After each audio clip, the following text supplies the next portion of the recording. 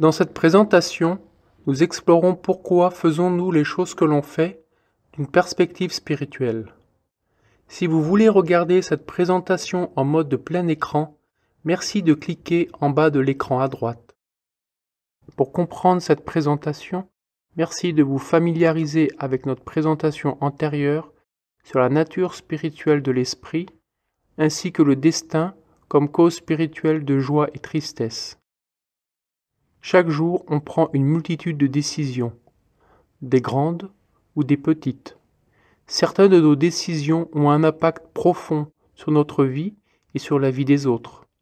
Par exemple, la décision de se marier ou la décision d'aller habiter d'un pays à un autre ou d'acheter une maison. En conséquence, on doit vivre avec les décisions que nous prenons. Dans certains cas, après avoir pris une mauvaise décision et que l'on se retrouve en difficulté, on pense « Qu'est-ce que je pensais ? Comment ai-je pu être aussi stupide ?» Donc y a-t-il un moyen d'empêcher ou de minimiser les effets de nos mauvaises décisions ? Pour avoir un aperçu de cela, essayons en premier de comprendre ce qui se passe vraiment dans notre esprit, qui nous amène à une certaine décision et de l'action future. Regardons un exemple de comment notre esprit prend une décision. Cela fait 2 ans depuis que John et Marie sortent ensemble, et John décide de se jeter à l'eau et de la proposer en mariage. Donc il prépare une soirée élaborée avec une limousine qui les amène au restaurant de leur première rencontre. When the moon hits your eye like a big pizza pie, that's amore. When the world seems to shine like you've had too much wine, that's amore. Après le dîner, John se met à genoux et la propose en mariage. Marie, veux-tu m'épouser ? Il y a un silence car les convives dans le restaurant regardent Marie avec attente. Marie regarde John tendrement et répond « Oui, de tout mon cœur. » Les convives applaudissent et la musique continue, jaune et aux anges.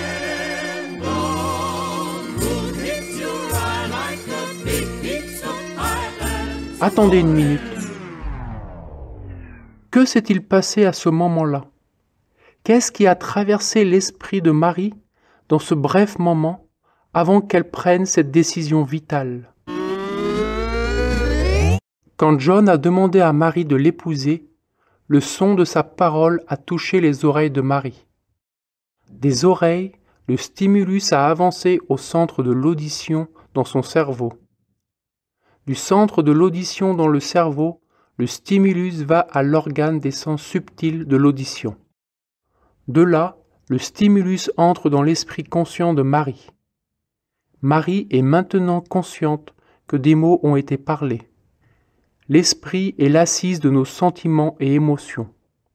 Cela n'est pas un organe physique comme le cerveau. Le stimulus ne s'arrête pas là, mais il continue son voyage dans le subconscient. Il va en premier au centre de l'identification et d'interprétation, qui identifie et interprète l'impulse comme « les mots qui ont été parlés par John sont qu'il veut que je l'épouse ». De là, l'impulse traverse les différents autres centres dans le subconscient et la décision finale change quand il passe dans chaque centre. Au centre d'aimer et du dégoût, la décision était négative, car Marie n'aime pas la façon de comment la mère de John la traite. Le centre de l'instinct et désir change la décision positivement, car Marie a un désir fort de se marier et d'avoir des enfants. Le centre des caractéristiques du tempérament change négativement la décision, car Marie n'aime pas que cette demande soit faite en public et elle se sent dos au mur. Finalement, quand il atteint le centre du compte de prendre et donner, la décision a été modifiée positivement, car Marie dans cette vie-là a le maximum de karma ou le compte de prendre et donner avec John. Et c'est en se mariant avec lui que le compte de prendre et donner ou karma ou destinée joue son rôle. Ce compte de prendre et donner qu'ils ont entre eux est un acompte d'une vie antérieure qui n'a pas été réglée. L'impulse ensuite est allé à l'intelligence de Marie.